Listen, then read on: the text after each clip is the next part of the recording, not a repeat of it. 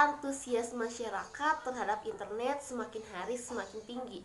Kini mulai banyak masyarakat yang terbiasa menggunakan internet dalam kehidupan sehari-hari, seperti berkomunikasi, belajar online, dan lain sebagainya. Internet hadir dengan berbagai dampak positif, tetapi selain dampak positif, internet juga hadir dengan berbagai dampak negatif. Salah satunya adalah kejahatan internet. Saya Tiara Nugraha akan membahas mengenai kejahatan internet, yaitu kasus pengeditan foto Prilly Latuconsina menjadi bugil. Prilly Latuconsina merupakan seorang aktris yang dimana tentu saja foto-foto dirinya tersebar luas di internet. Kemudian terdapat satu oknum yang mengunduh dan mengedit foto Prilly seakan-akan dirinya tidak berpakaian.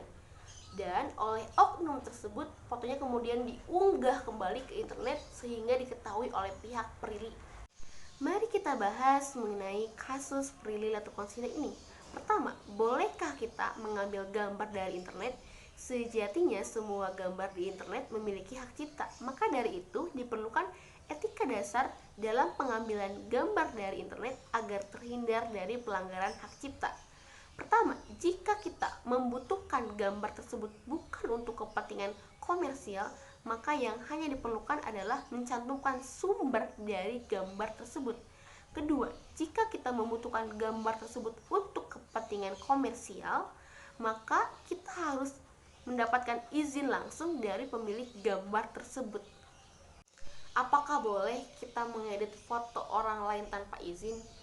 Mengambil gambar di internet saja diperlukan etika dalam prosesnya, apalagi mengedit foto orang lain tanpa izin. Pengeditan foto orang lain tanpa izin termasuk dalam tindak pelanggaran pidana yang diatur dalam pasal 315 KUHP jika orang yang bersangkutan merasa tersinggung. Apa hukum menyebarluaskan foto orang lain tanpa izin? Menyebarluaskan foto orang lain tanpa izin merupakan suatu tindak pidana. Hal ini diatur dalam pasal 32 ayat 1, 2, dan 3 Undang-Undang ITE. Kasus Prilly Latuconsina ini termasuk ke dalam beberapa kategori. Yang pertama adalah pelanggaran UU ITE, yaitu pasal 32 ayat 1, 2, dan 3. Kemudian pelanggaran pasal 315 KUHP. Lalu karena Prilly ini merupakan seorang aktris, maka kasusnya juga termasuk ke dalam tindak pencemaran nama baik dan penyebaran hoaks. Hal yang harus kita lakukan ketika menjadi korban kejahatan internet. Yang pertama adalah simpan semua bukti yang ada. Kemudian pahami apakah kasus ini termasuk tindak pelanggaran pidana atau tidak. Lalu selanjutnya adalah segera melapor kepada pihak yang berwajib.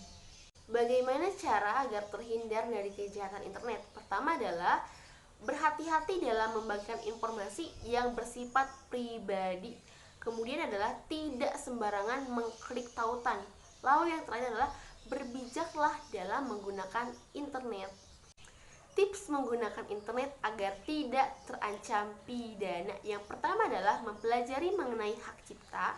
Kemudian berhati-hati dalam memposting atau berkomentar sebuah opini. Yang ketiga adalah ingat bahwa melakukan kejahatan di internet tidak membuat kamu keren. Maka jangan menjadi orang jahat di internet. Baik, terima kasih. Sekian paparan dari saya. Semoga kita semua dapat berhati-hati dan menjadi orang yang bijak dalam berinternet. Terima kasih.